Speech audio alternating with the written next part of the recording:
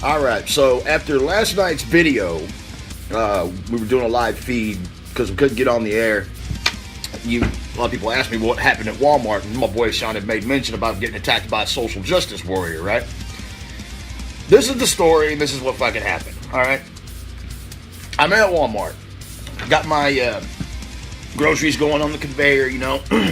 I'm right behind this blue and pink-haired social justice warrior piece of shit. So, you know, I'm sitting there, and I'm patient, you know, it's whatever.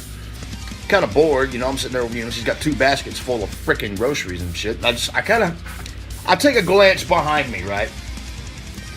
And the second I do, have you ever like looked up at the right time, you know, like you're at Sonic or whatever, and you're sitting there taking a bite of your burger, and you happen to look over, this dude's on the next to you, hawking a big green Lou, you out on the fucking pavement, you're just like, oh. This is what happened.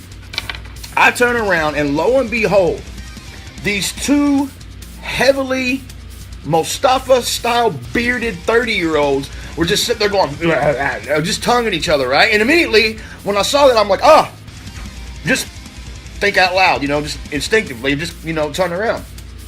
And so, I'm just looking down, watching the groceries go like this, going, I didn't see that. I felt eyes on me, so I turned around and looked next to me, and there's this blue and pink-haired social justice warrior looking at me, just glaring at me, and I'm just like,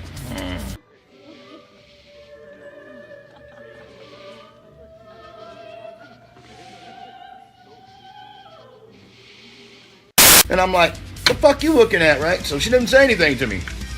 Well, she waited until I got out of Walmart. She was right outside the exit waiting on me to come out, you know. I come out pushing, you know, my cart with my fucking groceries in there, and she just looked at me, she goes, that was very insensitive of you. I was like, what are you talking about? She goes, you didn't have to act like that. I'm like, act like what? What are you talking about? She goes, he must, you know, when you turn around, you saw those 2 gay guys, kids, when you're homophobic or something. I'm like, no, I'm not fucking homophobic. I wasn't expecting to see what I saw. And it was like, what do you want me to do? You want me to just sit there and stare at them? You want me to put on, you know, like a rainbow colored hijab and start doing Sufi dances around them? I mean, maybe you want me to, you know, like, act like some jaded, drunk college cheerleader and do some kind of a victory shout out for him. Woo! Tug on his balls! What did you want me to do? I mean, it's like, dude, I'm not into that shit. It grossed me out. Sorry. I don't hate gay people. Don't get me wrong. I don't hate anything. I really don't hate anybody. I hate stupidity. But it's not that I'm homophobic or I hate them. It's just like, I'm not into that shit. You know, I didn't want to see it. You know, I remember being in high school, you couldn't even make out with your girlfriend in the hallway at school. Teachers be like, What happened to that?